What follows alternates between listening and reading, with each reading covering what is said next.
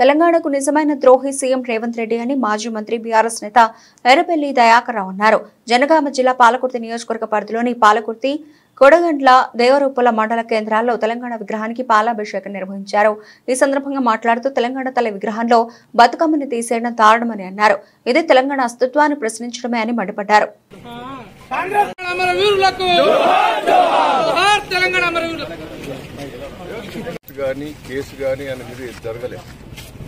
తెలంగాణకి వ్యతిరేకంగా పనిచేసిన చాలా సాక్ష్యాలు.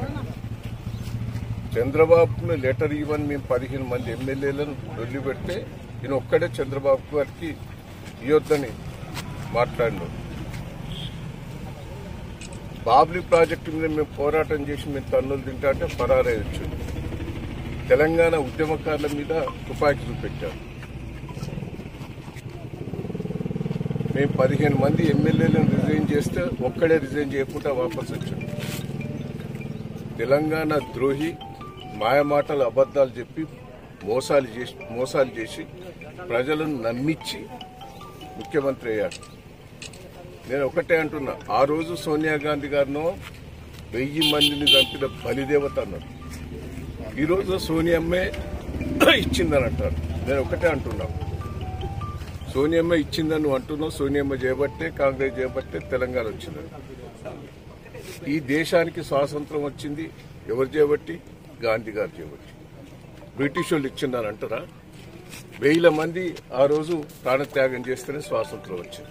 ఈరోజు కేసీఆర్ గారు నాయకత్వంలో తెలంగాణ సాధించాం.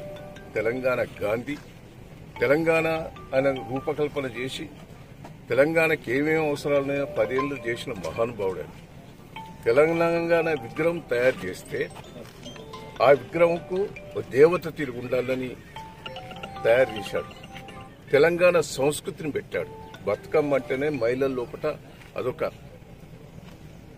దేవత తిరిగి తయారు చేసిన దాన్ని తీసేసి కాంగ్రెస్ దేవతను పెట్టారు. వాళ్ళు కాంగ్రెస్ అమ్మను పెట్టారు. తెలంగాణ దేవతను తీసేసి కాంగ్రెస్ అమ్మని పెట్టారు. సిగ్గు లేదు మాట్లాడడం. ఇంకా దాని విచిత్రాలు నువ్వు ఎలక్షన్ల ముందట మాట్లాడినవన్నీ మళ్ళీ మాట్లాడు. ఒక్కటన్నా నెరవేర్చావా? ఏదన్నా కరెంట్ ఇచ్చినావంటాడు. కరెంట్ ఎవరికి వచ్చింది ఇంటికి? అది 100 కోట్ల రూపాయలు. అది నువ్వు గ్యాస్ది, అది బోకసే. ఏది బోకస్?